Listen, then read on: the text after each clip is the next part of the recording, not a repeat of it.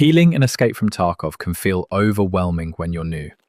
One minute you've been shot, the next you've got a bleed, a fracture, a blacked out leg, and a backpack full of medical items that all seem to do different things.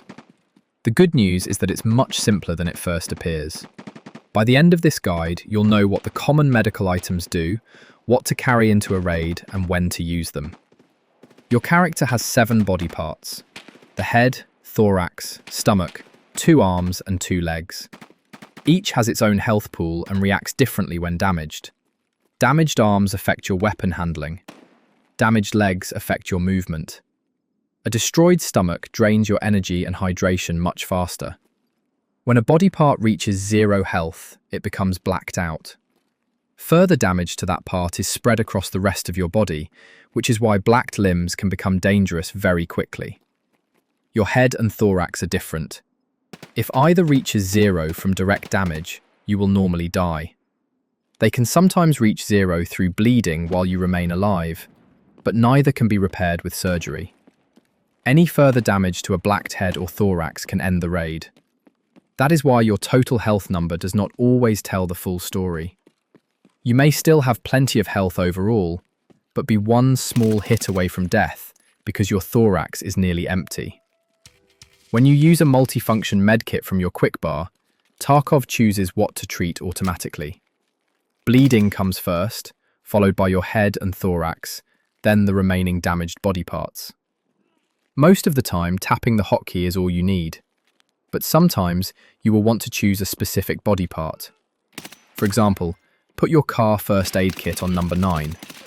Hold 9, scroll to the body part you want, then release the key to begin healing. Tap for automatic treatment, hold to choose.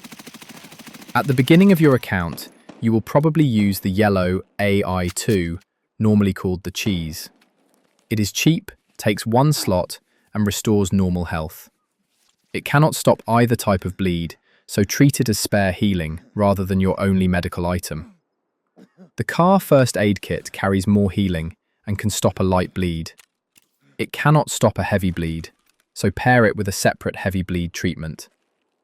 The Salewa is where your medical loadout becomes much more flexible.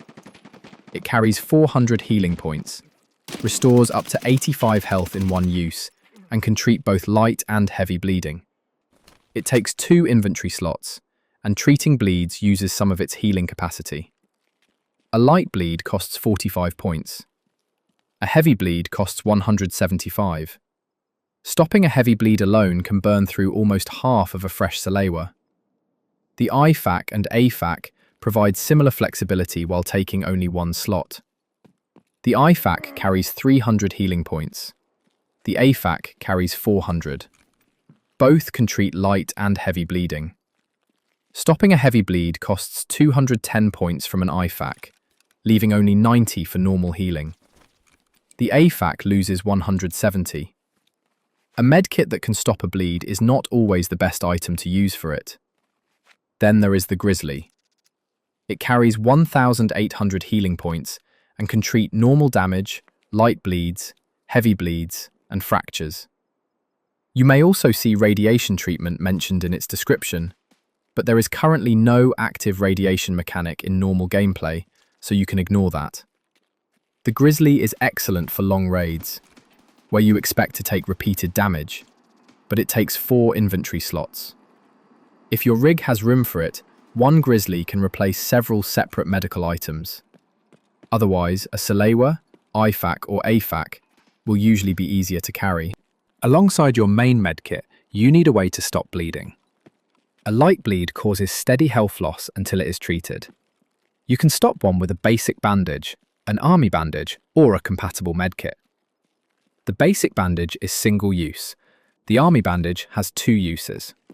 Once your main medkit can already stop light bleeds, carrying a separate bandage becomes optional.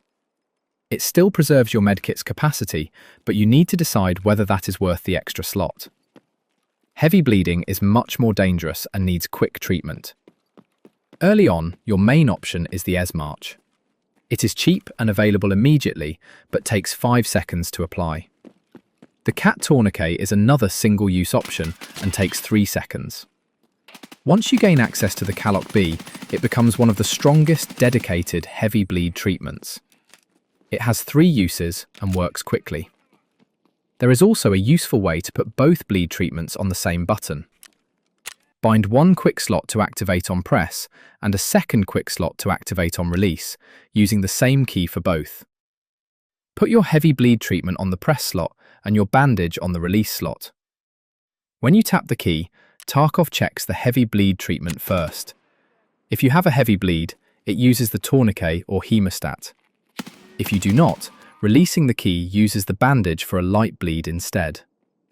That gives you one dedicated bleed button rather than 2 separate hotkeys. Your Salewa, IFAK, AFAK or Grizzly can also stop a heavy bleed. Because bleeding has automatic priority, using one while heavily bleeding will treat the bleed first. That may save your life, but it can also consume a large part of the medkit. A dedicated heavy bleed treatment preserves that capacity. Fractures normally affect your arms or legs. A fractured arm affects your weapon handling. A fractured leg makes movement difficult and causes pain. The basic immobilizing splint repairs one fracture. The aluminium splint takes the same amount of space, has 3 uses and works faster. The Grizzly and Surv12 can also repair fractures. A blacked arm or leg needs surgery instead. For that, you need either a CMS or a Surv12. Both can be carried in your protected special slots. The CMS has 3 uses and takes 16 seconds. The Surv12 has 9 uses, repairs fractures, and retains much more of the limb's maximum health, but takes 20 seconds. Neither can restore a blacked head or thorax. After surgery, heal the restored limb with your normal medkit.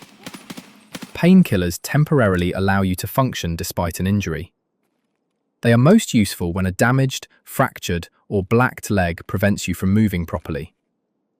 Pain relief allows you to continue moving and sprinting, which may be enough to escape a fight or reach the extraction. A Nalgin is the basic early game option. It is cheap, quick to use, and provides 95 seconds of pain relief. It is useful in an emergency, but the short duration and limited uses make it less suitable for longer coverage. Ibuprofen, Vaseline, and Golden Star provide multiple uses and much longer effects. They can also reduce your energy or hydration, which becomes important during longer raids. Do not keep taking painkillers throughout the raid and then wonder why your character is suddenly dehydrated. Stimulants such as morphine and Propital can also provide pain relief, but those are covered in the separate beginner's stim guide. There is one more useful mechanic to understand: animation cancelling. When a medkit restores normal health, that health is applied during the animation. You do not always need to wait for the entire animation to finish. Once the body part has received the health it needs, you can cancel the rest of the animation and get your weapon back out sooner. This is particularly noticeable with the Grizzly because its animation continues after the health has already been restored. Do not automatically cancel every medical animation. When treating a bleed or fracture, the condition is removed near the end of the animation. If you cancel too early, you may restore some health but remain bleeding or fractured. For normal healing, watch the health increase and cancel once it is complete. For bleeds and fractures, let the treatment finish.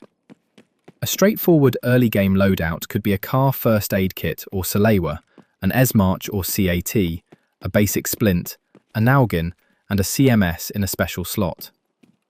As your equipment improves, move to a Salewa, IFAK or AFAK, replace the single-use tourniquet with a Caloc B, upgrade to an aluminium splint, and carry a longer-lasting painkiller. The CMS can then be replaced with a Surv12. Because the Surv12 can repair fractures, you may decide that a separate splint is unnecessary. An aluminium splint is still much faster when you only need to repair one fracture. One final thing to remember is that a medical item sitting in your rig is not necessarily a full one. An IFAK that has already stopped a heavy bleed may have almost nothing left for healing. Check what remains before you rely on it again. Healing is one of Tarkov's biggest learning curves, but it does not stay complicated for long. Once you understand what each item is for, building a good medical loadout becomes straightforward, and you will spend less time staring at your health screen and more time playing the game. If this guide helped, consider subscribing for more clear, direct Escape from Tarkov guides.